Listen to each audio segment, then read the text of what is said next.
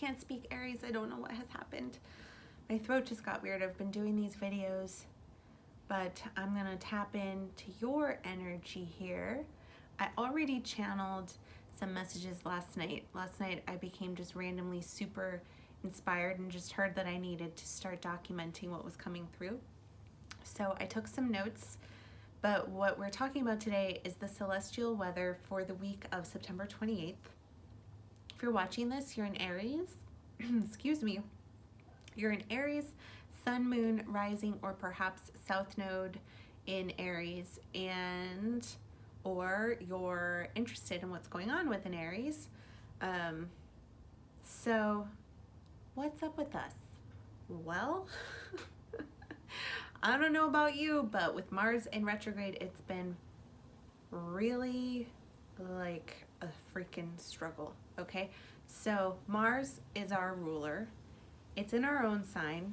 It's in retrograde motion, and our life force energy may be feeling like it's blocked. So I've definitely been having that feeling. Usual energy levels are low. Loved ones may be truly baffled by the change in our behavior. So what I'm feeling with that is sort of like people who are close to us and know us to be a certain way, maybe taking a look at the shift in our behavior and feeling sort of weirded out, concerned, likely concerned, and just truly confused. Like, wait, like, who are you? You know, yeah, so what you generally would feel enthusiastic about, you may not be feeling, and the energy you would normally bring to certain activities just isn't there. So things that people who know you are used to doing with you, they go to try to like engage in that behavior or activity with you, and it's just like not happening. I'm feeling that in some of the ways of communicating. So, yeah, and maybe this is new, or maybe it's not that new. Did it come up a couple weeks ago? Sort of like the usual banter is not available. And it's not that you're getting like super upset or angry with people for communicating with you in a way that they were previously accustomed to, but you're just not like into it the way that you were before, or it's just not having like the same fun or enjoyable quality. Now, Mercury just moved into Scorpio yesterday, and this vibe I was feeling is older than that, and perhaps it's related to that retrograde that we were discussing a couple minutes ago. With Mercury moving into Scorpio, things feel more raw, and I'm not sure if you feel like touching that right now while the life force energy is low. It's really annoying to me to be told to just like wait and let things play out. Unfortunately, I think that is the best advice for right now, which I feel like sucks. But a lot of what's happening that you're feeling frustrated about is really outside of your control and outside of anyone's control. So worrying about something that you can't change, we know it's just not that helpful.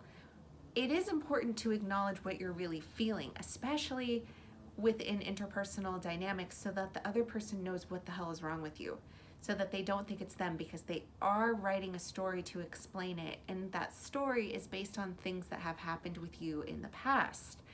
The story that they create will be a believable one. Oh yeah, okay, watch out for this. So this is what it's like. Okay, no. So it's like, I can actually see that this is gonna play out with me too.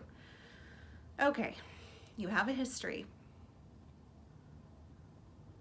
You have a certain chapter of your life that includes this other person, and there are ways in which the chapter played out that are now presenting themselves in this other chapter of your life.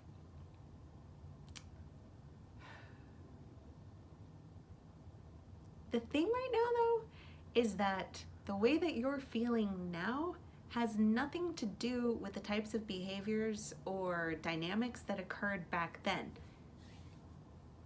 It's tricky and so hard to explain. It's definitely true that things that have happened in the past affect the way that you're processing what's happening now. but the way that this other person is going to experience your current behavior will match up with what they thought back then, but it's not actually a proper translation, okay? The translation is wrong. That's not what's up in this case. What's up in this case is that you're truly feeling off in ways that have nothing to do with that person. But the way that they're going to be perhaps picking a fight with you, feels like picking a fight with you, is going to be so familiar because of what happened in the other chapter that you'll just start doing what they think you're doing. So look out for that trap, because it's not fair. The way to avoid it is by being super upfront, vulnerable, and honest about how you're feeling, and acknowledging that you are not feeling like yourself. So, tell me if that happens, or tell me if you know what the hell I'm talking about.